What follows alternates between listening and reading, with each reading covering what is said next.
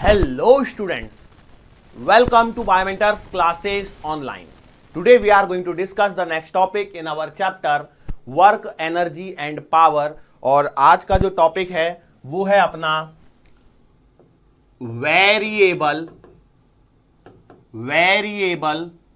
Mass system, और I can say that यहां पर जो हम लोगों को मेन टॉपिक पढ़ना है वो है रॉकेट प्रोपल्शन। ठीक है, तो सबसे पहले हम लोग वेरिएबल मास सिस्टम से रिलेटेड कुछ चीजें बात कर लेते हैं और फिर हम लोग यहां पर रॉकेट प्रोपल्शन पे मूव ऑन करेंगे। ठीक है, सो बेसिकली यही आपका मेन टॉपिक है। अब हम लोगों को यहां पर एक बात देखनी है, क्या है ये वेरिएबल मास सिस्टम में कौन सी चीजें आती हैं। ठीक है, सो यहां पर जो बनने वाले सवाल होते हैं वो बहुत ही आसान होते हैं। मतलब हम लोग मेडिकल पॉइंट ऑफ व्यू से बात करें तो सवाल बहुत आसान रहेंगे, यहाँ पे बिल्कुल भी ज्यादा डिफिकल्टी नहीं होगी। अच्छा सर जी कैसे, तो जरा हम आपको समझाते हैं। देखो आप जानते हैं कि जो फोर्स होता है, force is defined as what, F vector बराबर क्या होता है, rate of change of momentum होता है। यस और नो, बिल्कुल सही बात है।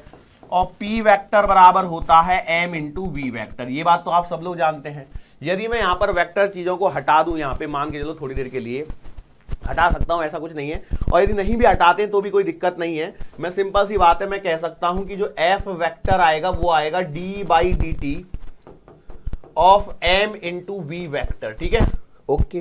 Now d by d t का मतलब क्या है, हमको डिफरेंशिएट करना है। यदि मैं इनको दो अलग अलग फंक्शन मान लूं तो दो अलग अलग फंक्शन मान के इसको डिफरेंशिएट करने पर आपको क्या मिलेगा, आपको मिलेगा एफ वेक्टर बराबर m into d v vector by d t plus का v vector into d m by d T.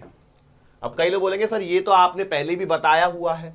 मैं बोला सही बात है, पहले ही बताया हुआ है। यहां पर हम लोगों ने जो पहले जब सीखा था तो हम लोगों ने सीखा था कि भैया if mass is constant, if mass is constant तो हम लोग कहा करते थे कि ये वाली टर्म जीरो हो जाएगी। मतलब हम लोग बोलते थे कि d m by d t क्या हो जाता था, जीरो हो जाता था। और dm by d t zero हो जाने पर आपके पास में f वेक्टर बराबर आ जाता था m dv vector by d T, जिसे आप f वेक्टर बराबर m a वेक्टर लिख दिया करते थे। और ये आपका f एक्सटर्नल बराबर m a ये आपका बन जाता था। सही बात है, लेकिन हम क्या कह रहे हैं कि भैया कोई जरूरी थोड़ी है कि हर बार मास कांस्टेंट हो, कोई जरूरी नहीं है, कोई जरूरी नहीं है। मतलब सर मास कांस्टेंट नहीं होगा, मतलब कैसे सवाल होंगे, तो जैसे मैं सिंपल सी बात बताऊं, जैसे मान लो एक बोरा है, ठीक है, उसके अंदर में मिट्टी भरी हुई है। अब मान चलो उसमें छेद कर दिया जाए तो क्या होगा, उसमें से मिट्टी गिरेगी। अब जब ये मिट्टी गिरेगी तो उसका मास क्या होगा, चेंज होगा। सो क्या मास कांस्टेंट है यहां पर, बिल्कुल भी कांस्टेंट नहीं है। तो ये एक variable mass system, variable mass system का एक एग्जांपल बन गया। यस और नो, तो ऐसा सवाल यहां पर बन सकता है। अब उन केसेस में क्या होता है, जनरली ऐसा होता है कि फिर वहां पर वेलोसिटी कांस्टेंट होती है, तो हमारा एफ वेक्टर बराबर v vector d m by d t का ये फॉर्मूला बनता है। ध्यान रखना, मतलब मैं इसको यहीं पर मिटा के बता रहा हूं कि भैया मैंने बोला यदि मास कांस्टेंट की जगह ऐसा हो जाए आपके पास में कि if velocity is constant, velocity is constant, तो उस केस में आप बोलोगे कि भैया डीवी बाई डी टी बराबर क्या हो जाएगा, जीरो हो जाएगा। और dv by d t zero हो जाएगा तो एफ वेक्टर आपके पास में बन जाएगा v vector dot dm by d t. तो ये भी एक फॉर्मूला ही है जो आपको एफ एक्सटर्नल के लिए काम में आता है। मतलब फोर्स पूछा जाता है तो ये एक फॉर्मूला आपको काम आ सकता है। ठीक है, क्या ये बात समझ में आ रही है, ये एक चीज हो गई।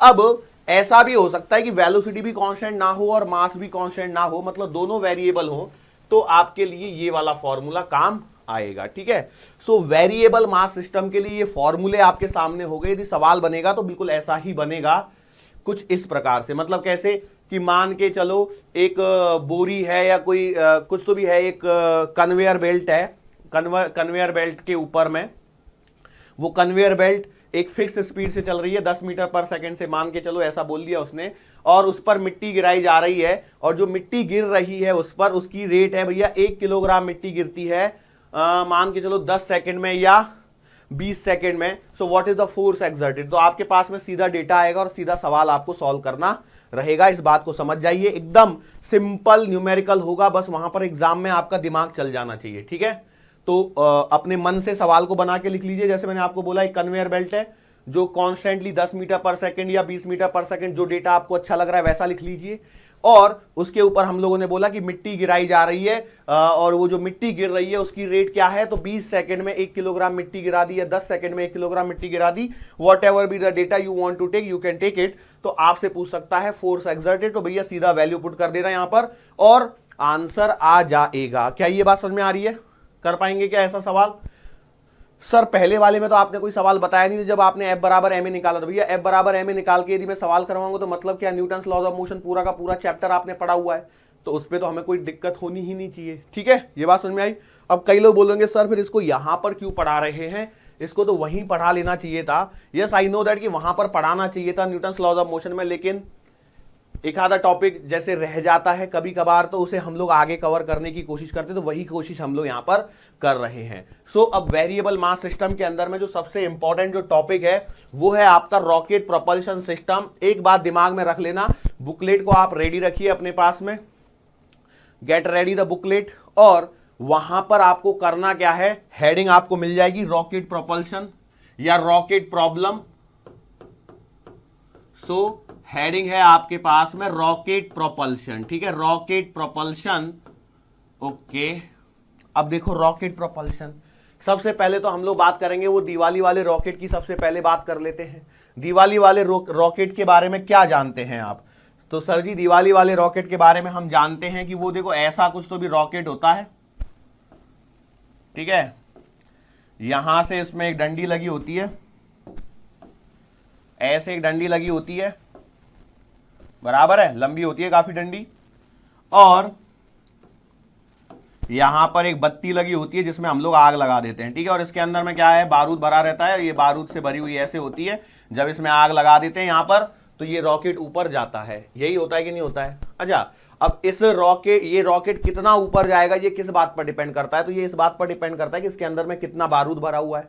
अरे बारूद ही बोलते हैं ना उसको, और जो कुछ बोलते होंगे, जो बम वगैरह दिवाली पे कभी फोड़े होंगे, और कोई जरूरी थोड़ी दिवाली पे ही बम फोड़ना है, वो तो कभी भी फोड़ लो, कोई भी त्योहारों के मौके पर, या क्या बोलते हैं, बारात आगे चल रही है पीछे बम फोड़ लो, या बारात पीछे से आ रही है बम आगे फोड़ लो, क्या दिक्कत है, किसी ने मना थोड़ी किया है। तो वही वाली चीज की हम बात कर रहे हैं। तो ये रॉकेट कितना ऊपर जाएगा ये किस बात पर डिपेंड करता है कि भैया इसके अंदर में कितना बारूद भरा है और ये उसको कितना फोर्स प्रोवाइड कर सकता है। बात समझ में आ रही? कुछ ऐसा ही होता है कि नहीं होता है दिवाली वाला रॉकेट? अब बोलते समय तो दिवाली वाला रॉकेट ही बोलेंगे हम लोग, वही ज्यादा फेमस वर्ड है। यस, ओके, चलो तो अब हम लोग इसके बारे में जरा सोचते हैं कि हम लोगों को जो रॉकेट प्रोपल्शन पढ़ना है उसमें हम लोगों को क्या कौन सी चीजें देखनी है। ठीक है, मैं बोला ठीक है। अब देखो रॉकेट के बारे में जब हम लोग बात करते हैं, हमारा जो रॉकेट जो सैटेलाइट्स वगैरह को ले जाने में काम आता है, उसके अंदर में क्या होता है कि उसके अंदर में as a fuel gases burn होती हैं, मतलब कुछ तो भी फ्यूल बर्न करते हैं और उस फ्यूल को बर्न करने पर कुछ गैसेस बाहर निकलती हैं। ये जो गैसेस बाहर निकलती है वो नीचे की डायरेक्शन में फोर्स लगाती हैं, तो उन्होंने कुछ एक्शन किया तो बदले में रिएक्शन मिलेगी और उस रिएक्शन के कारण रॉकेट आपका ऊपर उठता है। बेसिकली आपको एक अपथ्रस्ट मिलता है, ऊपर की डायरेक्शन में एक फोर्स मिलता है। यस और नो? तो ये एक एरोडायनेमिक का कॉन्सेप्ट है जिसको हम लोगों को यहां पर बिल्कुल नहीं समझना है। तो फिर सर हमको क्या समझना है? हमें हमारे काम की चीज पकड़नी है।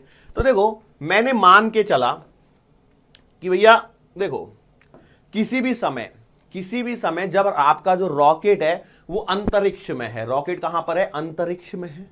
और यदि रॉकेट अंतरिक्ष में है तो भैया हम लोग मान के चल रहे हैं वहां पे there is no gravity at all and there is no air resistance. ठीक है, हम लोगों को जो सवाल पूछे जाएंगे वो बेसिकली इसी के बेसिस पर पूछे जाएंगे कि भैया देयर इज अ रॉकेट इन अंतरिक्ष, देयर इज अ रॉकेट इन अंतरिक्ष वेयर, जहां पर नो ग्रेविटी, ग्रेविटी भी नहीं है और no air resistance, air resistance भी नहीं है। ठीक है, एयर रेजिस्टेंस भी नहीं है।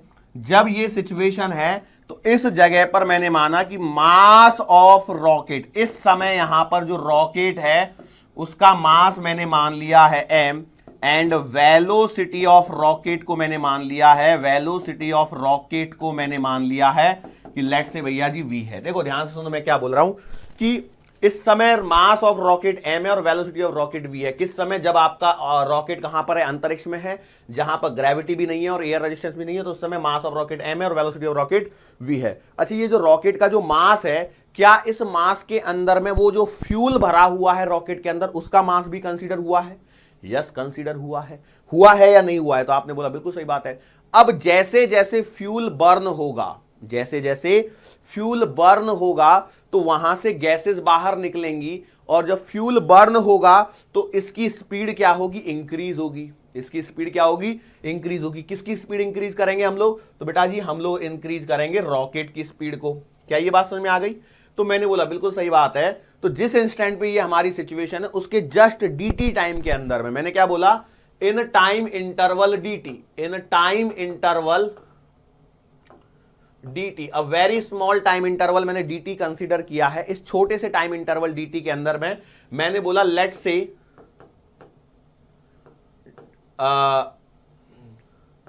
Fuel of mass dm is burned. हमने क्या मान लिया है कि भैया इस छोटे से टाइम इंटरवल dt में dm मास का फ्यूल क्या हो गया? बर्न हो गया, and it increases speed of rocket by dv। इस छोटे से टाइम इंटरवल में जब आपके रॉकेट के अंदर का जो फ्यूल है उसका कितना बर्न हुआ है? हिस्सा dm बर्न हुआ है। कितना? dm इज द छोटा सा मास।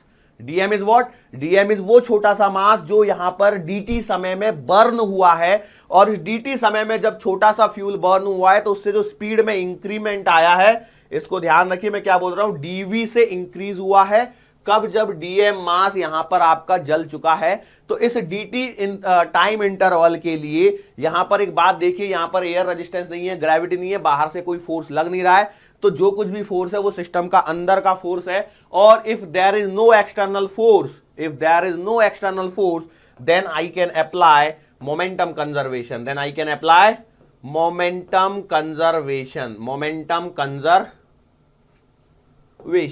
ये मोमेंटम कंजर्वेशन क्या बोलेगा भैया? मोमेंटम कंजर्वेशन कितने समय के लिए लगाएंगे? इस dt टाइम के लिए। मतलब जब ये सिचुएशन थी तो इसका रॉकेट का जो मोमेंटम था इतना था m इंटू वी। कितना? m into v. और dt टाइम के बाद में ये इतना सिचुएशन यहां पर आपके दिमाग में तो आ रहा होगा, लेकिन यहां पर एक बात और आप भूल रहे हैं, वो ये है कि भैया जी इस समय अंतराल के अंदर में यहां पर एक और चीज हो रही है। वो पता है क्या है? वो है जो गैसेस आपकी बाहर निकल रही हैं, जो गैसेस आपकी बाहर निकल रही हैं उनकी भी क्या होगी? कुछ वेलोसिटी होगी, जिसे हम लोग बोलेंगे एग्जॉस्ट वेलोसिटी। क्या बोलेंगे? Exhaust velocity of gases. ये भी तो रहेंगी। अरे बात समझ में आ रही है कि नहीं आ रही है?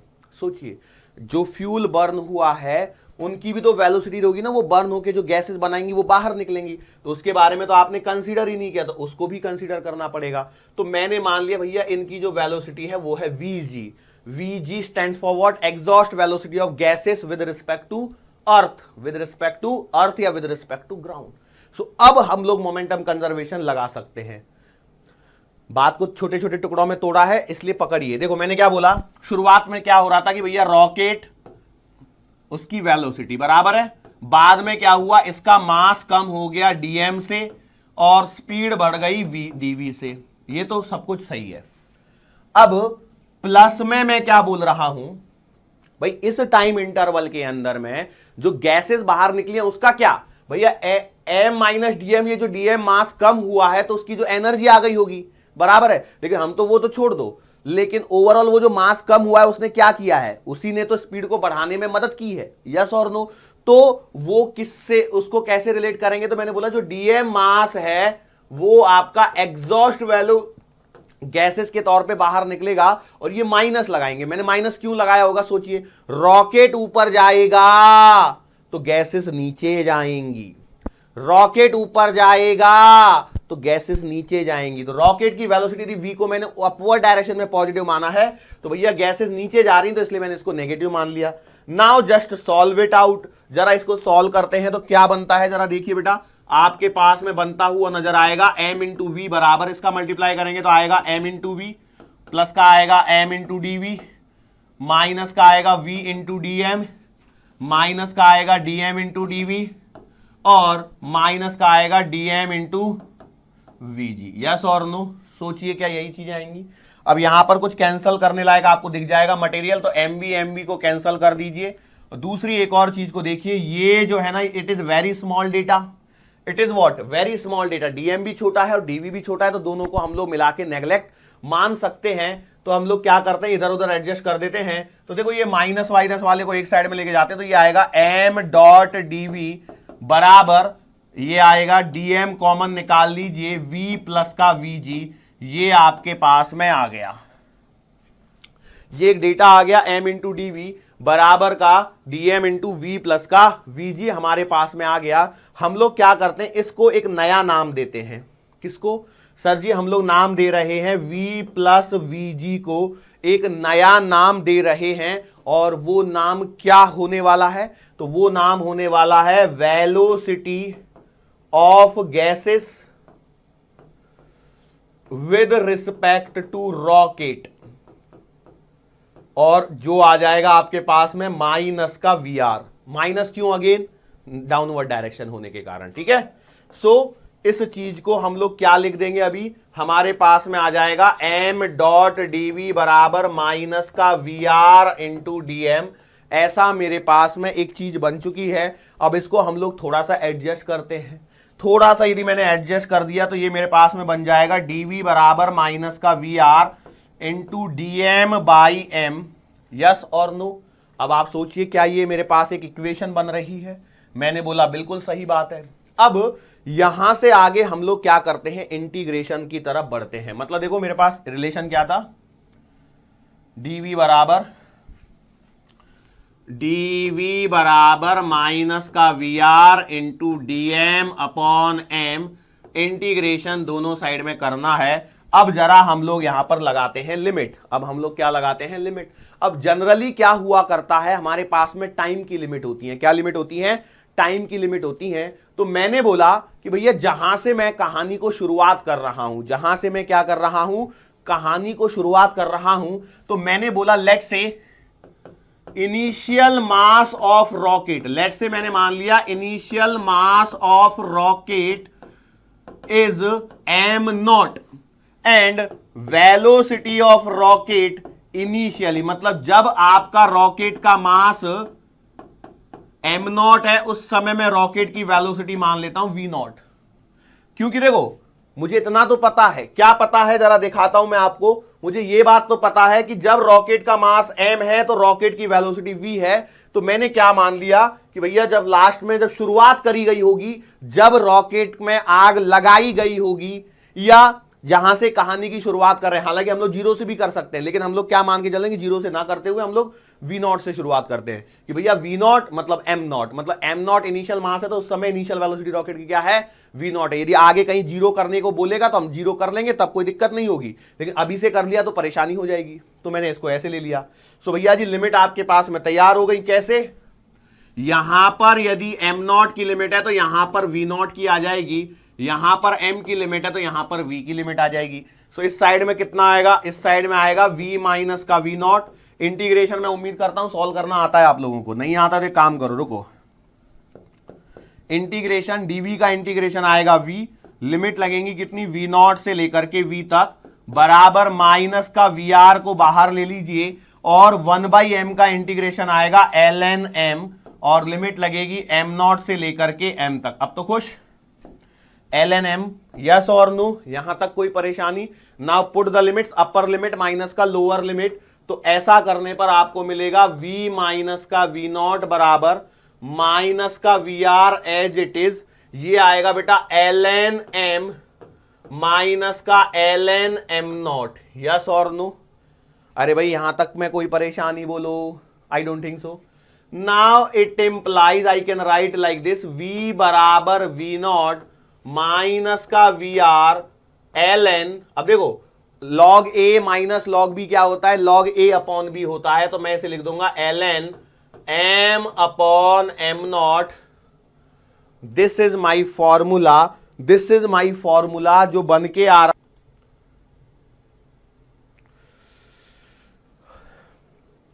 आपके सामने अचानक से आपको ऐसे लग रहा होगा ये अचानक से कहां से कैसे लिख दिया सर ने। तो बेसिकली देखो क्या है, मैं यहां से पढ़ा रहा था, पढ़ाए जा रहा था, ये मैंने इतना पढ़ाया, ये इतना पढ़ाया, ये इतना भी पढ़ा दिया, ये इतना भी पढ़ा दिया, और फिर मेरी नजर गई सिस्टम चल रहा है कि सिस्टम बंद हो गया है। तो आपको जानकर हैरानी होगी कि सिस्टम बीच में बंद हो गया था। क्यों बंद हुआ था, कैसे बंद हुआ था, आई डोंट नो, बट मैं ऐसे ऐसे हिल रहा था तो बीच में पता नहीं हो गया सिस्टम बंद।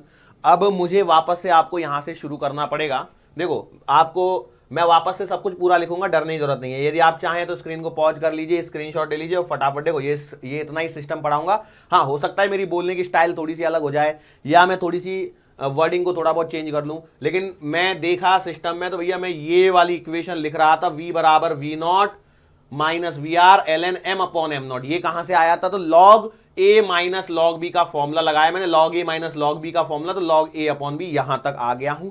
यहां से मैं वापस से रिपीट टेलीकास्ट करूंगा। मैं इतना पढ़ा चुका था, ये वापस मेहनत हो रही है मेरी, कोई बात नहीं, इतना कभी कभी हो जाता है।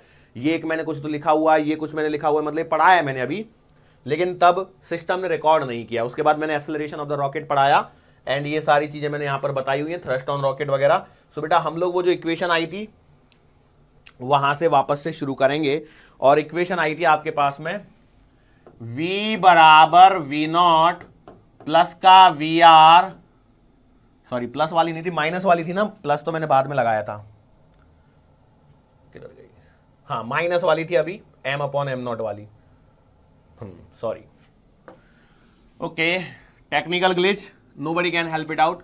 माइनस का v r l n m upon m not. देखो यहां तक की एक इक्वेशन आई थी और यहां से आगे हम लोग अभी बढ़ते हैं, ठीक है, कंटिन्यू करते हैं, कोई दिक्कत नहीं है। देखो ऐसा होते रहता है, टेक्निकल चीजें होती हैं, तो टेक्निकल में अभी क्या बोलते हैं, फिजिकली यदि हम लोग आमने सामने बैठे होते तो कभी कुछ प्रॉब्लम होती नहीं है, उसमें काहे की प्रॉब्लम, उसमें तो भैया मास्टर फिजिकली प्रेजेंट है, आपको बताएगा, सीधा सीधा सीधा सा बात है। अब ऐसे थोड़ी है कि मास्टर बीच में बोलते बोलते होठ तो हिल रहे हैं लेकिन आवाज आना बंद हो जाए, ऐसा नहीं होता है ना। यस, चलो अब यहां पर हम लोग बात करें, लेकिन हाँ टेक्निकल में ऐसा हो सकता है कि टेक्निकल में सर जी के होठ तो हिल रहे हैं बराबर बराबर और यहां से कुछ आवाज ही नहीं निकल रही है, हालांकि मुझे पता लगते रहता है यहां पे आवाज बीच में बंद हो जाए तो। चलो अब यहां पर हम लोग बात करते हैं। देखो बेसिकली क्या है कि लॉग में हम लोग क्या करते हैं, लॉग में जनरली जब मैंने लिखा हुआ होता है लॉग ए अपॉन बी, तो जनरली हम लोग क्या रखते हैं कि भैया ए ग्रेटर देन बी रखते हैं, जनरली हमारी ये टेंडेंसी होती है। सर ये तो वहां पर तो नहीं लिखा था, अब मैंने वहां पर बोल के सिर्फ समझाया था, मैं यहां पर लिख के भी समझा देता हूं। तो हम लोग क्या करते हैं, यहां पर यदि मैं क्रॉस चेक करता हूं तो मुझे मालूम है कि m not greater than m होगा। बेसिकली बात है कि m is the mass at any instant of time t। m क्या है, m is the mass of rocket at time instant t, जहां पर रॉकेट की वेलोसिटी v है उस समय मास है ये। हालांकि मैंने अभी मास ये m कैसे कैलकुलेट करेंगे ये मैंने सिखाया नहीं, ये भी मैं सिखा दूंगा, टेंशन मत लीजिए, अभी बताऊंगा उसको। लेकिन अब आप सोचिए m नॉट क्या है, m not is the initial mass m not क्या है, इनिशियल मास, और m क्या है, mass at t, mass at t। भैया सही बात है, m क्या है, मास एट t है, तो जाहिर सी बात है यदि फ्यूल जलेगा तो मास कम होगा, मतलब m नॉट बड़ा होगा m से। तो मैं क्या करता हूं, इसको रिवर्स मार लेता हूं, जैसे ही मैं इसको रिवर्स मारूंगा तो ये जो माइनस है ये प्लस हो जाएगा, बराबर है। अरे भैया log of m upon n is equals to minus times log n upon m होता है, ठीक है, यही फंडा यूज किया गया है एंड नथिंग एल्स। सो इसे मैं लिख सकता हूं v बराबर का v नॉट प्लस का v r l n m upon m not, ये मैंने फॉर्मूला यहां पर लिख दिया है। मुझे नहीं लगता है कि इसमें किसी को परेशानी होनी चाहिए, मुझे नहीं लगता है कि इसमें किसी को परेशानी होनी चाहिए, एकदम सिंपल सी चीज मैंने यहां पर लेके आ गया। अब यहां पर ये जो VR था, ये तो आपको याद है ना, VR क्या है, VR is the relative velocity of gases with respect to rocket. VG क्या हुआ करती थी, रिलेटिव वेलोसिटी ऑफ गैसेस, या जिसे हम लोगों ने एग्जॉस्ट वेलोसिटी बोला था, और वो था with respect to ground. Yes और नो, टर्मिनोलॉजीज को ध्यान रखिए, मोस्टली आपको विद रिस्पेक्ट टू रॉकेट ही देगा सवालों में, मेडिकल के बच्चे हो आप लोग, आपको इतना दिमाग खपाने को नहीं बोलता है, ठीक है। चलो एग्जामिनर को भी मालूम है भैया कि कम से कम समय में ज्यादा से ज्यादा क्वेश्चन करने हैं, तो बच्चे को डेटा थोड़ा सा ज्यादा दिया जाए जिससे बच्चा सवालों को जल्दी कर पाए। ठीक है, ये बात समझ में आ गई। लेकिन कभी कभी क्या हो जाता है, यदि मैंने मान लिया कि let's say if rocket starts from rest, rocket starts from rest, rest से यदि उसने स्टार्ट करेगा तो इसका मतलब क्या हो जाएगा, वी नॉट बराबर 0 हो जाएगा। भैया initial velocity of rocket, v not क्या है, इनिशियल वेलोसिटी ऑफ रॉकेट, तो इनिशियल वेलोसिटी ऑफ रॉकेट यदि 0 हो जाएगी तो वी का आंसर कितना आएगा, वी का आंसर आएगा VRln m/m0। ये बात समझ में आई क्या? ये एक कंडीशन यहां से मैं निकाल सकता हूं, यस और नो बोलो, निकाल सकता हूं नहीं निकाल सकता? बिल्कुल निकाल सकता हूं। एक और कंडीशन की तरफ जा रहा हूं मैं इसी फॉर्मूले से। ठीक है, इस फॉर्मूले को याद रखिए, v बराबर v0 प्लस का VRln m/m0। ध्यान से रखिए, मैंने फॉर्मूला लिखा है कि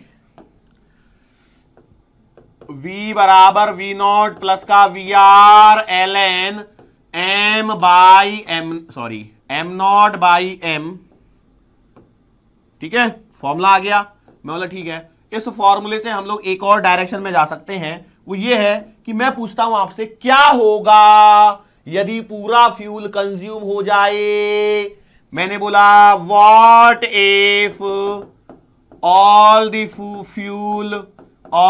फ्यूल इज कंज्यूम, पूरा का पूरा जो फ्यूल है वो कंज्यूम हो जाए, पूरा का पूरा जो फ्यूल है वो यदि आपका कंज्यूम हो जाता है तो सोचिए आपके पास में क्या बचेगा। तो आपके पास में बचेगा एम्प्टी कंटेनर। क्या बचेगा? Empty container. मतलब यह है कि भैया यदि पूरा फ्यूल कंज्यूम हो जाएगा तो मास ऑफ रॉकेट, जो कि आपका इंस्टेंटेनियस मास है, जो क्या है आपका इंस्टेंटेनियस मास है, वो किसके बराबर आएगा? तो ये आएगा मास ऑफ कंटेनर के बराबर। किसके मास के बराबर आएगा बेटा? ये कंटेनर के मास के बराबर। अरे कॉमन सेंस से लगाओ, वो रॉकेट का जो डबड़ा है उसके अंदर में फ्यूल भर दिया, फ्यूल जल जाएगा तो कंटेनर तो बचा रहेगा ना, कि कंटेनर भी जल जाएगा। अरे जब रॉकेट छोड़ा होगा, दिवाली का बत्ती में आग लगाई होगी तो बत्ती के साथ में रॉकेट तो ऊपर जला जाएगा, लेकिन जब ऊपर से जला के ऊपर जाएगा उसके बाद में जब नीचे आके गिरता है तो वो डंडी और वो जो ऊपर का खोखला सा वो होता है वो बचा ही रहता है कि वो भी जल जाता है, बचा रहता है। तो वो कंटेनर का मास है कि नहीं है? तो यस। तो भैया हमने मान लिया कि ये जो कंटेनर है इसका जो मास है मैं मान लेता हूं थोड़ी देर के लिए mc बराबर है। तो ये इंस्टेंटेनियस मास था आपका m, तो m बराबर mc हो जाएगा।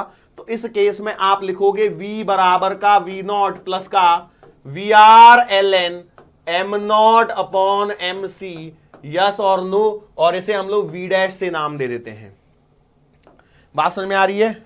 और यदि if again same condition, if rocket starts from rest, तो v0 बराबर 0, तो उस केस में आप लिख दोगे v डैश बराबर आएगा VRln m0 अपॉन mc। और ये जो होती है ना basically this is called as maximum speed achieved by rocket. Maximum speed achieved by rocket. बात समझ में आ रही है? सर जी ये वाली मैक्सिमम है कि ये वाली मैक्सिमम है? दोनों ही अपनी जगह पे मैक्सिमम है, बस ये है कि यहां पर रॉकेट रेस्ट से स्टार्ट हो रहा है, यहां पर रॉकेट के पास में ऑलरेडी कुछ इनिशियल वेलोसिटी है और वो वहां से स्टार्ट कर रहा है। बस इतना सा फर्क है, इससे ज्यादा और कोई फर्क नहीं है। ठीक है, ये भी maximum speed achieve by rocket और ये भी maximum speed achieve by rocket है। बस यदि रॉकेट रेस्ट से स्टार्ट हुआ, अमूमन जनरली यही केस होता है, लेकिन कोई जरूरी नहीं है इनिशियली वेलोसिटी भी दे सकता है। तो दोनों ही केस में ये वाला जो v डैश है this is also a maximum speed achieved by the rocket. Sir जी आपको कैसे पता लगा कि यही आपकी मैक्सिमम स्पीड आएगी? इससे ज्यादा नहीं हो सकती। देखो क्या है, v को मैक्सिमम बनाना है। सोचिए ये वो वाला जो v है उसको मैक्सिमम बनाना है, तो v0 ये एक ऐसी टर्मिनोलॉजी है जो कांस्टेंट है। v0 कैसी टर्मिनोलॉजी है? कांस्टेंट है। ये जो vr होती है ना, ये vr भी कांस्टेंट होता है। vr क्या है? रिलेटिव वेलोसिटी ऑफ गैसेस या exhaust velocity of gases with respect to rocket. तो रॉकेट के रिस्पेक्ट में जो गैसेस जल रही हैं वो भी कांस्टेंट ही होती है, उसी स्पीड से गैसेस बाहर निकलती हैं। जितना अपने को वेलोसिटी रिक्वायर्ड होता है वो पहले ही कैलकुलेटेड रहता है। ठीक है, फिर उसमें तो मास कितना चेंज हो रहा है बस वही फंडा है। मतलब बात समझ में आ रही है? तो यहां पर सोचिए कि इसको मैक्सिमम बनाने के लिए इसको क्या होना पड़ेगा, मिनिमम, बराबर है। और ये मिनिमम कितना जा सकता है, ये मिनिमम जा सकता है मास ऑफ कंटेनर के बराबर। क्या इससे कम लेके जा सकते हो मास को? इससे कम लेके जाना पॉसिबल नहीं है भैया, कंटेनर तो बचा ही रहेगा। आपको कटोरी के अंदर में खीर दे दी, बराबर है, और अब इस कटोरी का वजन अलोंग विद द खीर मान के चलो 100 ग्राम है, जिसमें 80 ग्राम खीर थी, 20 ग्राम की कटोरी थी। तो उस कटोरी का मिनिमम मास कहां तक लेके जाओगे उसको यदि आपने खीर को खाना भी शुरू किया तो 20 ग्राम से कम लेके जा सकते हो कि 80 ग्राम की खीर को चाट के भी खा जाओगे, एकदम ऐसे जीभ से ऐसे भी चाटोगे तो भी कटोरी तो बची रहेगी ना कि कटोरी भी चाट जाओगे, सर हम जेब में रख के घर ले जाएंगे। कमाल हो तुम लोग। बात समझ में आ रही है? जीरो तो नहीं कर सकते ना, क्योंकि जीरो करोगे तो ही तो इन्फिनिटी जाएगा, लेकिन जीरो तो पॉसिबल नहीं, कंटेनर बचा रहेगा। यस और नो? बिल्कुल सही बात है। तो that's why I can say that this is the maximum velocity achieved by the rocket, that is v dash v0 plus का vr ln m0 upon mc। mc is the mass of container, m0 is the initial mass, जहां से rocket शुरू हुआ था उस समय rocket की velocity v0 थी। यदि रॉकेट रेस्ट से स्टार्ट होता है तो vr ln m0 upon mc, those are the condition जो मैंने यहां पर आपको बताई है। अब इसके आगे यदि हम लोग बात करते हैं तो वेलोसिटी तक सीख चुके हैं हम लोग, तो अब हमको सीखना है एक्सेलरेशन। अब हम लोगों को क्या सीखना है? एक्सेलरेशन के बारे में चर्चा करनी है। सो एक्सेलरेशन ऑफ रॉकेट, ये कितना आएगा? एक्सेलरेशन ऑफ रॉकेट, तो भैया देखो एक्सेलरेशन का मतलब क्या होता है पहले तो ये बताओ। तो एक्सेलरेशन का मतलब होता है rate of change of velocity, rate of change of velocity. इसका मतलब यह है कि आप कह रहना चाहते हो a बराबर dv बाई dt। क्या या आप यही कहना चाहते हो? यस और नो बोलो फटाफट से, क्या आप यही कहना चाहते हो कि नहीं कहना चाहते हो? बिल्कुल यही कहना चाहते हैं सर जी, लेकिन वेलोसिटी का फॉर्मूला रख के इसमें डिफरेंशिएट करने की कोशिश करते हैं तो a बराबर आएगा कितना? d by d T, v0 plus का vr ln m0 upon m। Yes और नो बोलो, ये डिफरेंशिएशन होएगा? बिल्कुल सही बात है। चलो डिफरेंशिएशन करने के बाद आगे बढ़ते हैं। आगे बढ़ने पर सोचो मेरा कम से कम 20-25 मिनट का सेशन खराब हुआ था, कोई बात नहीं, चलो होते रहता है। आगे बढ़ने पर तो a बराबर आएगा d by d t into v not plus का d by d t into v r l n m not upon m. बात समझ में आ रही है? अब यहां पर जब मैं डिफरेंशिएशन करने की कोशिश करता हूं तो एक बात समझ जाइए, v नॉट जो है वो इनिशियल वेलोसिटी, या तो वो रेस्ट पर भी हो सकता है या किसी कांस्टेंट वेलोसिटी चलेगा, मतलब ये तो जीरो हो जाएगा, ये तो कांस्टेंट है, इसमें तो कोई चेंज आएगा ही नहीं, तो ये जीरो।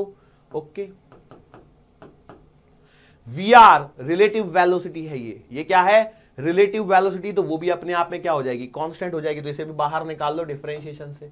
अब d by d t of l n m not upon m बचा है, ठीक है। ओके, अब मैं आपको कुछ चीजें बताता हूं डिफरेंशिएशन। देखो यदि मैंने आपसे पूछा ln x का डिफरेंशिएशन तो आप लिखोगे 1/x बराबर है। यदि मैंने लिखा होता d by d t of ln x तो आप लिखते थे 1/x into D x by d T. इस बात को समझ जाइए, 1/x into D x by d T. Yes और नो? सर जी एक दो एग्जाम्पल और लीजिए, हम भूल गए। मैं बोला यदि आपसे पूछा जाए ln 2x का डिफरेंशिएशन, बात समझ में आ रही है? तो ये यहां पर मैं लिख दिया हूं d बाई डी एक्स, मतलब विद रिस्पेक्ट टू x, तो आप लिखेंगे 1/2x इंटू 2x का डिफरेंशिएशन करने पर आता है 2। और एग्जाम्पल देखो यहां पर फटाफट देखो, मैं जस्ट रिकॉलिंग के लिए एग्जाम्पल बता रहा हूं, कोई जरूरी नहीं मैं बताऊं इनको। d by d x of ln sine x ऐसे लिख दिया, तो आप कैसे करोगे? तो भैया सबसे पहले लॉग का करोगे तो आएगा कितना? 1/sin x। Now sin x का करोगे तो आएगा cos x, तो भैया ये आंसर आ जाएगा।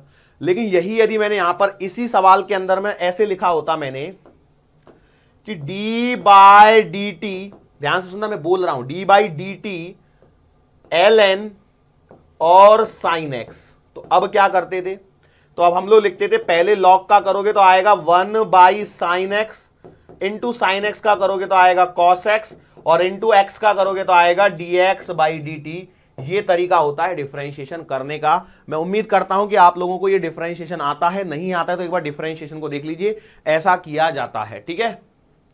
कई लोगों के मन में आ रहा होगा सर यहां पे dt दिया है, यहां पर x दिया है, तो सीधा 0 आंसर आना चाहिए क्योंकि ये तो अलग अलग वेरिएबल है। लेकिन मैं फिजिक्स के अंदर में आपको बहुत चीजें समझा चुका हूं। ये पार्शियल डिफरेंशिएशन जैसा पार्शियल डिफरेंशिएशन आपने एक टाइप सीखा हुआ है, यस और नो, तो वैसा ही कुछ फंडा यहां पर चल रहा है। मतलब जब x भी वेरिएबल है और t भी वेरिएबल है, मतलब यहां पर कंडीशन x भी वेरिएबल होना चाहिए, तभी हम लोग ये dx/dt लिख पाएंगे, अदरवाइज फिर 0 हो जाएगा। अदरवाइज क्या हो जाएगा? 0। यदि x कांस्टेंट है तो भैया dx/dt की वैल्यू 0 हो जाएगी, लेकिन यदि x कांस्टेंट नहीं है तो ये dx/dt की कुछ तो भी वैल्यू आएगी।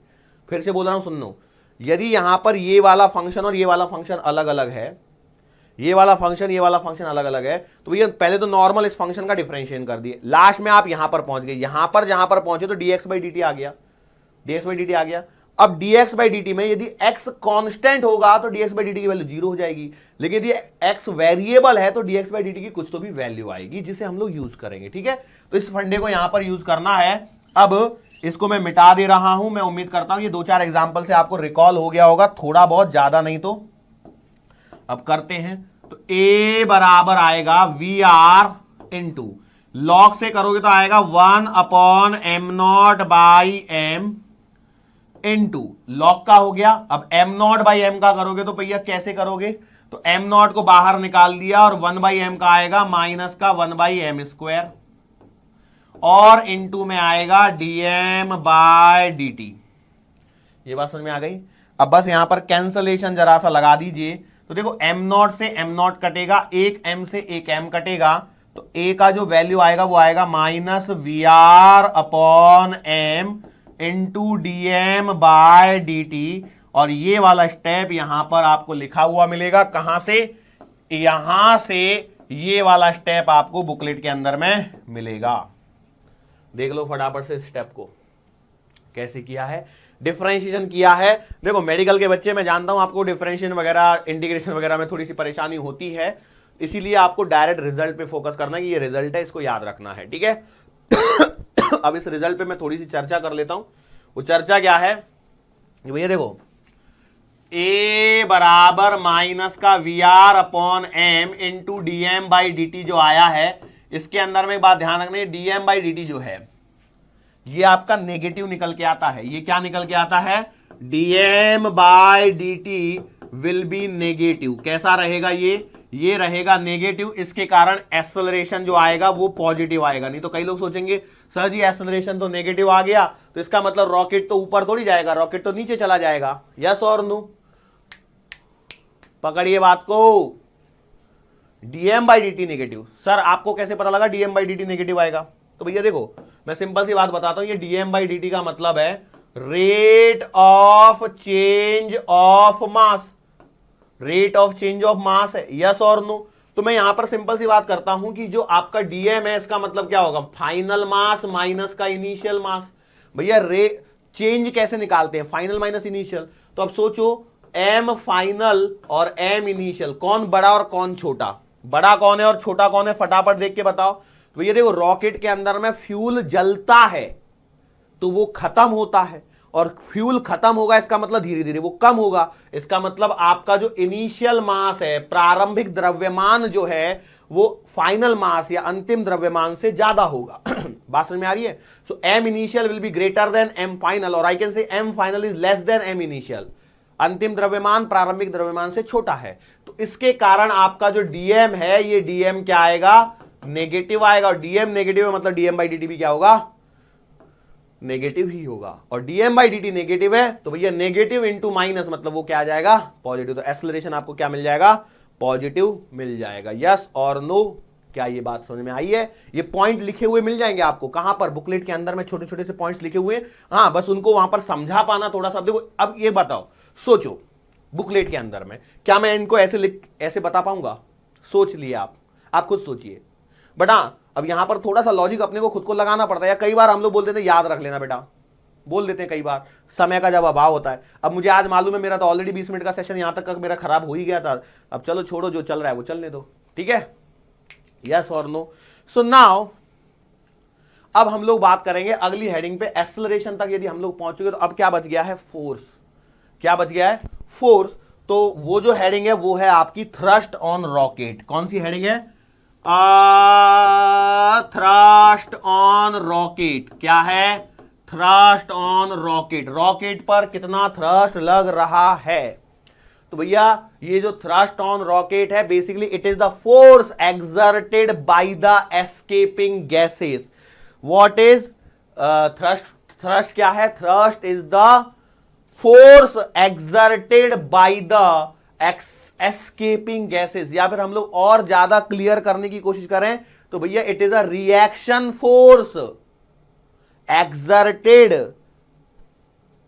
बाय द बर्निंग गैसेस या एस्केपिंग गैसेस। जो गैसेस रॉकेट से जलने के बाद बाहर निकली थी, तो उस एक्शन के कारण जो रिएक्शन हुई, उस रिएक्शन का जो फोर्स लगता है रॉकेट पर, उसे हम लोग बोलते हैं थ्रस्ट। और ये आएगा F बराबर एम ए। सो F बराबर एम इंटू, मैंने लिख दिया VR upon m d m by d t. फॉर्मूले याद होने चाहिए। तो भैया देखो, तो F बराबर आ गया माइनस एम से एम काट दीजिए, VR into d m by d t. At that you know that d m by d t negative है, तो वो फाइनली फोर्स आपका पॉजिटिव आके वो अपवर्ड डायरेक्शन में आ जाएगा। लेकिन फॉर्मूले के तौर पे अभी तो आपको इतना ही याद रखना है। अच्छा, एक बात बताता हूं मैं यहां पे आपको, ये जो भी फोर्स आया है ये कब है? जब G इज नेग्लेक्टेड। ग्रेविटी को आपने क्या कर दिया है? नेग्लेक्ट कर दिया है। तो भैया जी आपका ये वाला फोर्स आया है। लेकिन क्या होगा यदि ग्रेविटी को कंसीडर कर लिया जाए? क्या होगा? तो भैया सिंपल सी बात है, if gravity is considered, if gravity is considered, and gravity जो कंसीडर करी गई है उसे भी हम लोग कांस्टेंट वाली ग्रेविटी लेके चल रहे हैं। कौन सी वाली लेके चल रहे हैं? कांस्टेंट वाली यदि ग्रेविटी लेके चलेंगे तो ए नेट बराबर कितना आएगा? ए जो भी ये ए की वैल्यू है माइनस का जी। भाई बात समझ में आ रही है? ए को हम लोग क्या मान रहे हैं? यदि मैं ए को पॉजिटिव मानता हूं तो ये ए माइनस का जी आएगा कि नहीं आएगा? तो मेरे पास में आएगा ए नेट बराबर माइनस का v are upon D m by d T minus का जी। यस और नो? बोलो सही बात है कि नहीं? फटाफट से सोचिए और फटाफट से बोलिए, क्या यही होने वाला है कि नहीं होने वाला है? अरे भैया जी नीचे लगेगा। ये रॉकेट है मेरा, इस रॉकेट के लिए आपका ए रॉकेट का जो निकाला है वो ऊपर है, ग्रेविटी नीचे है। यस और नो? यदि मैं ग्राउंड फ्रेम में बैठ के सवाल को सॉल्व करता हूं तो ए ऐसे और जी ऐसे लगाएंगे कि नहीं लगाएंगे? बोलो फटाफट से, यस और नो? कहानी यही चलेगी। तो मैंने लगा दिया, यस और नो? अरे बात समझ में आ रही है? तो यहां से भी हम लोग यदि थ्रस्ट निकालना चाहें या और कुछ भी निकालना चाहें तो हम लोग निकाल सकते हैं। बस यहां पर आपका एक पॉइंट और रह गया है, वो ये रह गया है कि भैया ये जो एम आ रहा है ना बार बार सवालों में, ये एम अटका रहा है मेरे को। मतलब क्या है? एम का मतलब था mass of rocket, mass of rocket at time t. तो इसे कैसे निकाला जाएगा? तो भैया एम का आंसर आएगा एम बराबर m not minus d m by d t into t, into t. अब देखो ये जो d m by d t की जो वैल्यू पुट करोगे उसको आपको विदाउट साइन पुट करना है, मतलब पॉजिटिव, क्योंकि एम जो है वो कम होने वाला है। इस बात को ध्यान रखना, नहीं तो यहां पर गड़बड़ी होंगी। यहां पर मैं लिख देता हूं, in this formula, in this formula put value of dm by d t as positive, otherwise तो dm by d t negative है। Put the value of dm by d t as positive. क्यों? Common sense नाम की चीज जिंदा रखनी है। कैसे सर जी? तो भैया देखो एम क्या है? एम हमेशा एम नॉट से छोटा होगा, तो आप कुछ तो सब्ट्रैक्ट करके निकालोगे ना आंसर। यस और नो? अदरवाइज फिर इसे प्लस लेके कर लीजिए, फिर DM by d T minus लगा देना, जैसा आपको उचित लगे। कोई किसी ने जबरदस्ती नहीं करी हुई है, आप बस अपना बुद्धि लगाइए। कॉमन सेंस नाम की एक चीज एग्जिस्ट करती है जिंदगी में, उसका प्रयोग कीजिए। यदि आपने उसका सही से प्रयोग किया है तो ये मान के चलिए कि आपका सवाल सही हो जाएगा। यस और नो? अब हम लोग इस रॉकेट वाले को सवाल कर लेते हैं। सवालों से मैं आपको कुछ चीजों को बताने की कोशिश करता हूं। अब देखो ये रॉकेट वाले सवाल वैसे तो मेरे को याद है नहीं, हालांकि आप देखेंगे तो आपको समझ में आएगा भैया कौन कौन से सवाल कैसे कैसे सवाल दिए गए हैं। ठीक है, क्वेश्चन है हमारे पास में, और rocket of initial mass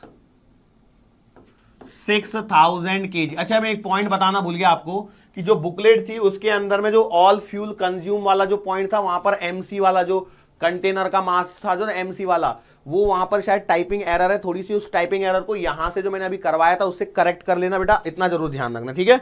okay, तो मैंने बोला a rocket of initial mass 6000 kg ejects gases at, देखो इसमें मैं जानबूझ के पूरा सवाल लिख रहा हूं, at constant rate of 20 kilogram पर सेकेंड, 20 किलोग्राम पर second with constant relative speed. मतलब उन्होंने अपने आप सारी चीजें दे रखी हैं और ऐसे ही सवाल आपको पूछे जाएंगे। With relative speed of 8 kilometre पर सेकेंड, 8 किलोमीटर पर second.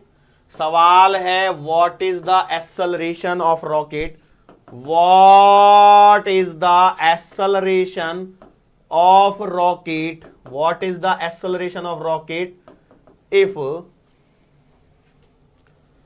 After 100 second, okay, after 100 second if gravity is absent, gravity क्या हो आपकी, एब्सेंट हो, तो आपको यह बताना है कि रॉकेट का एक्सेलरेशन कितना आएगा। तो भैया सबसे सिंपल सी बात है, पहले तो आपको फॉर्मूला पता होना चाहिए एक्सेलरेशन का। अभी सीखा है ताजा ताजा फॉर्मूला, ए बराबर VR upon m dm by dt, yes और नो, ये फॉर्मूला है। अब यहां पर चीजों को आइडेंटिफाई करिए पहले। VR का मतलब क्या होता है, रिलेटिव वेलोसिटी ऑफ गैसेस, बराबर है क्या, तो देखो है 8 किलोमीटर पर सेकेंड, मतलब VR का आंसर है आपके पास में 8000 metre per second. Okay, M क्या है, इंस्टेंटेनियस मास, वो तो दिया ही नहीं है, दिया है क्या, नहीं दिया है। अच्छा, ये नहीं मालूम है हमारे पास में dm बाई dt का क्या मतलब है, dm बाई dt का मतलब है rate of change of mass. तो यहां पर देखिए कि ऐसा डेटा दिया गया है 20 किलोग्राम पर सेकेंड, मतलब ये आपको 20 दे रखा है, किलोग्राम पर सेकेंड मतलब ये भी है। अब m बच गया, मतलब आपको इस सवाल के अंदर सबसे पहले तो m निकालना पड़ेगा, और m का फॉर्मूला होता है m not minus dm by dt into T. भैया m not initial mass, initial में से कितना कम हो गया, तो वो यहां पर लिख दिया। तो भैया m बराबर आएगा, m नॉट तो है initially 6000 kg minus dm by dt है 20 किलोग्राम पर सेकेंड इंटू कितने सेकेंड बाद, 100 सेकेंड। तो m का आंसर आएगा 6000 में से गए 2000, तो 4000 किलोग्राम, यस और नो। तो m की वैल्यू आपको मिल गई अभी यहां पर। अब आप इसमें से उठा के यहां पर पुट कर दीजिए, तो a बराबर आएगा VR किधर है भैया, 8000, ओके, अपॉन m, m है यहां पर 4000 इंटू dm बाई dt कितना है 20। तो एक्सेलरेशन का आंसर देखो कितना आ रहा है, 400 मीटर पर सेकेंड स्क्वायर। अब देखो पहले चेक करो कि क्या ये आंसर आपका आया है या नहीं आया है, या सही है गलत है क्या है कि नहीं, पहले चेक तो करना पड़ेगा, चेक करे बिना काम चलेगा नहीं। देखो VR by m dm by dt सबको सही सही लिखा है मैंने। ओके, बोलो सब लोगों का आया क्या, ये फटाफट से देख के बताओ, सब लोगों का आया क्या, ये सब लोगों का आया क्या, ये गलत है। अब आधे लोगों को शौक लग गया, कहां गलत है सर, कहां पे गलती होगी, हमें तो मिल ही नहीं रही गलती। अरे भैया जी देखो, मैंने जीरो काटी, अरे रे सॉरी, टिंग टिंग, हाँ मैंने जीरो काटी, जीरो काटी, जीरो काटी, जीरो काटी, जीरो काटी, जीरो काटी, 4 से काटोगे 2 बार, तो 2 इंटू 20 कितना आएगा, 40 आएगा। तो मैंने यहां पर 40 होना चाहिए था ना, यस। 400 मीटर पर सेकंड स्क्वायर, इतना लंबा एक्सेलरेशन सुन के दिमाग में ये आ जाना चाहिए कि कुछ तो गलती हो रही है, कुछ तो गलती हो रही है, यस और नो, बात समझ में आ गई। अब इस सवाल में यदि मैं बोलूं इफ ग्रेविटी इज प्रेजेंट, तो बताओ आंसर कितना आएगा, एक शब्द में 1 वर्ड आंसर, क्योंकि इतना तो मैं सॉल्व कर चुका हूं। मैंने बोला क्वेश्चन है आपका रिपीट द सेम सवाल इफ ग्रेविटी इज कंसीडर्ड। सवाल लिखो अगला, अगला सवाल है repeat the question if gravity is considered, तो भैया आप लिखोगे ए बराबर 40 था, जी बराबर आपका 10 है, तो ए नेट कितना आएगा 40 minus 10 30 metre per second square. कोई ऐसा महानुभाव है क्या जिसने 50 निकाल लिया हो? अरे भाई कोई ऐसा महानुभाव है क्या जिसने 50 निकाल लिया हो? बोलो। चलो और सवाल क्या बनेंगे इसमें? वही सवाल है जो फॉर्मूला है। मैं यहां पर पूछूंगा अप थ्रस्ट ऑन रॉकेट, अब इसमें भी कंडीशन है भैया कौन सा वाला है? अरे भाई कौन सा वाला के हिसाब से आपको निकालना है वो देखना पड़ेगा कि नहीं देखना पड़ेगा। तो मैं बोला सही बात है, तो फोर्स बराबर होता है मास इंटू एक्सेलरेशन। तो भैया देखो मास कितना है, इंस्टेंटेनियस मास, अरे कितना है 6000 है कि ज्यादा है कि कम है, कौन सा है सर? पता नहीं, आप ही देख लो।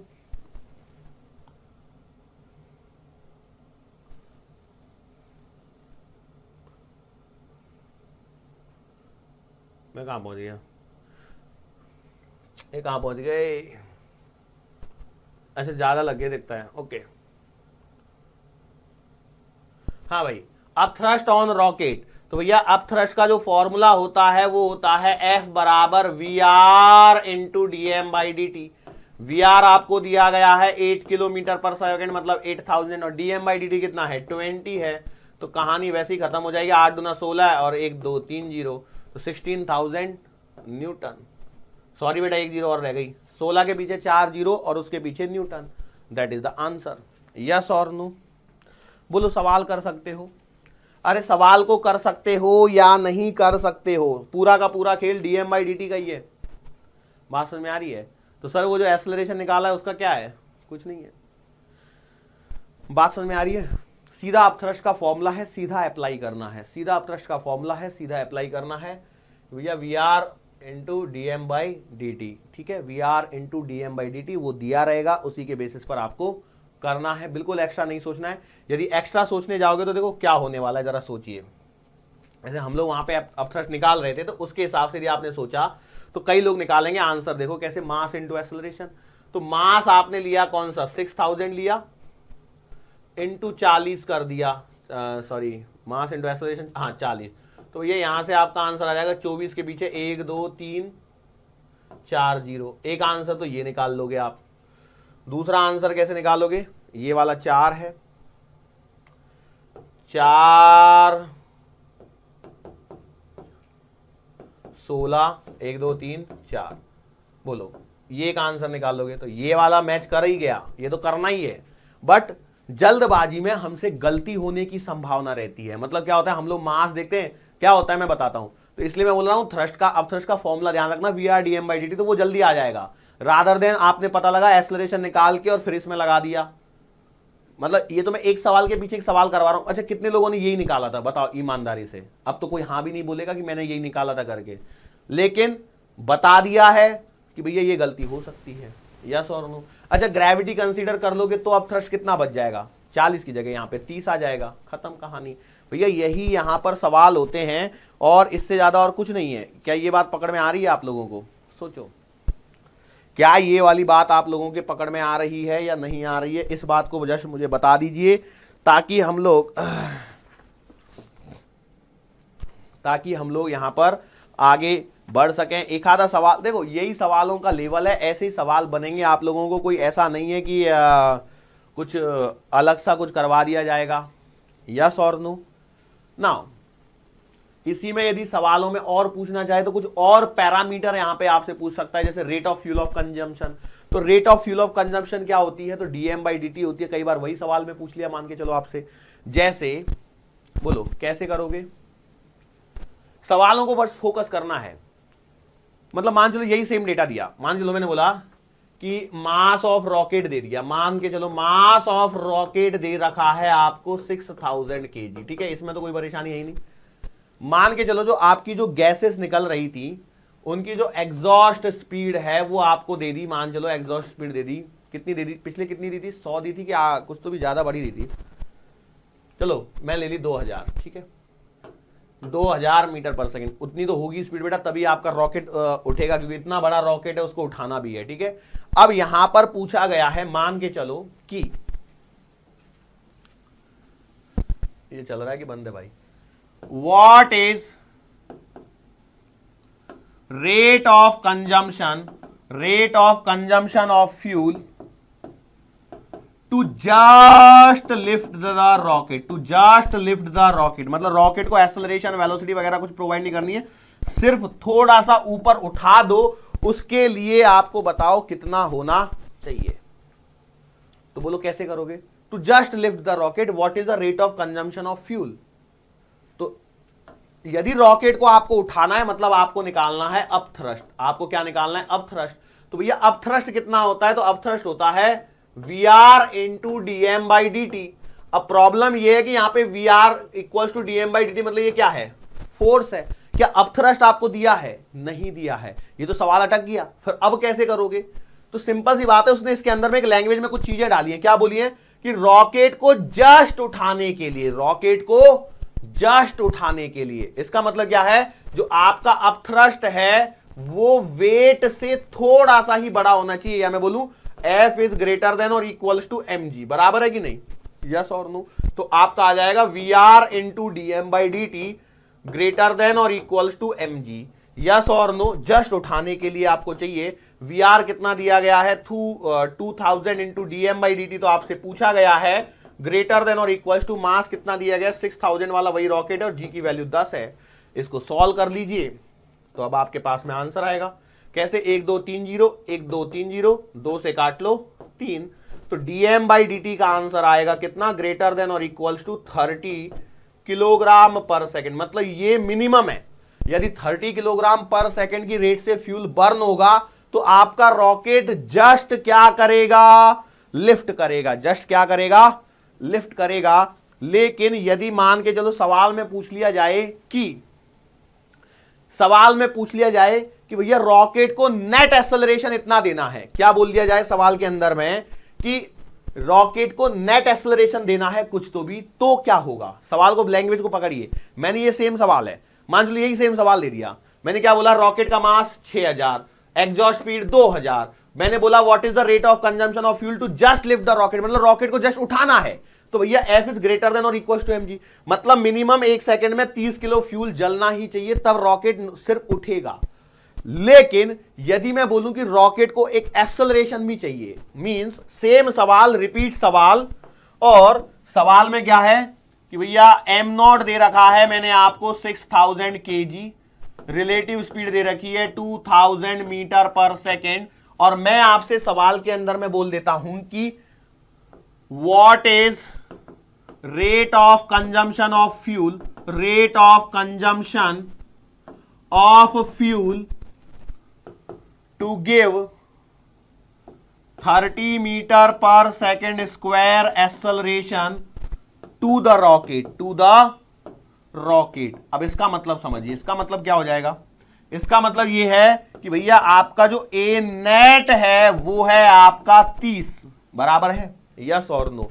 तो भैया सिंपल सी बात है, आपका आंसर आ जाएगा कि ए जो है वो है आपका 30, तो ए क्या है? VR upon m into dm by dt minus का g की वैल्यू होनी चाहिए 30।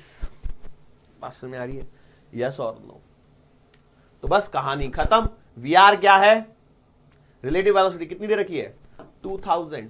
सर m तो इंस्टेंटेनियस मास होता है ना, तो भैया यहां पर आप रॉकेट को नीचे से उठा रहे हो, कुछ नहीं बोला है सवाल के अंदर में, इसलिए m जो है वो m0 के बराबर ही हो जाएगा, इसलिए इसको 6000 में लिख सकता हूं।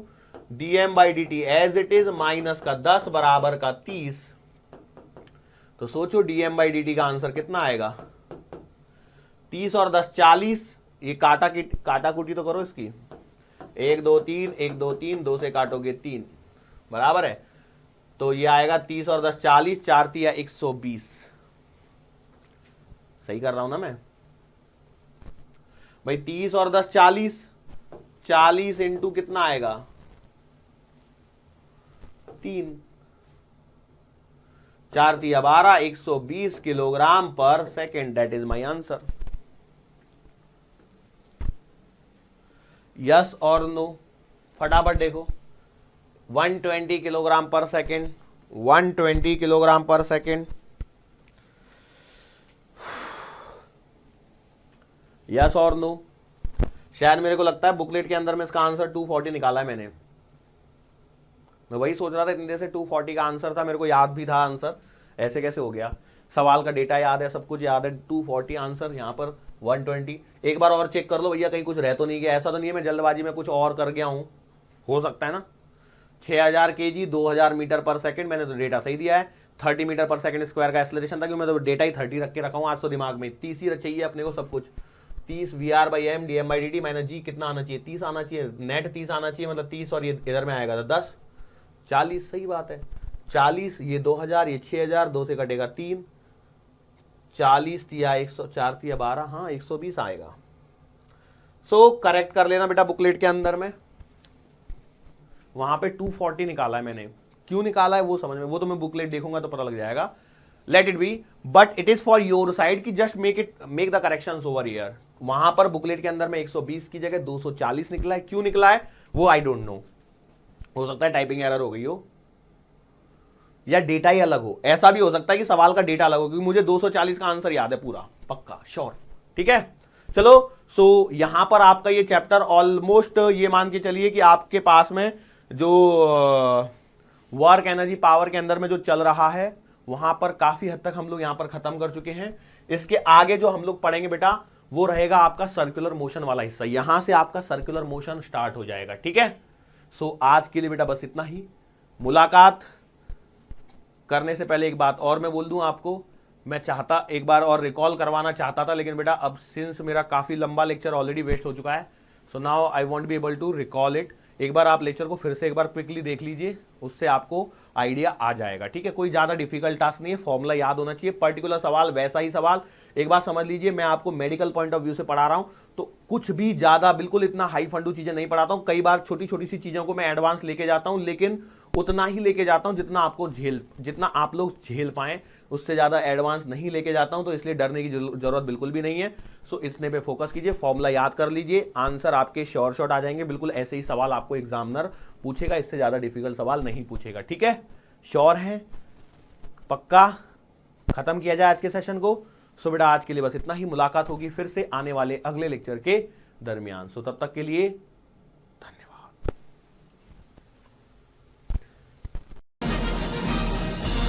Hi. To become an official commando of Biomentors, join us at www.biomentors.online. Here you can solve daily practice papers, an online test.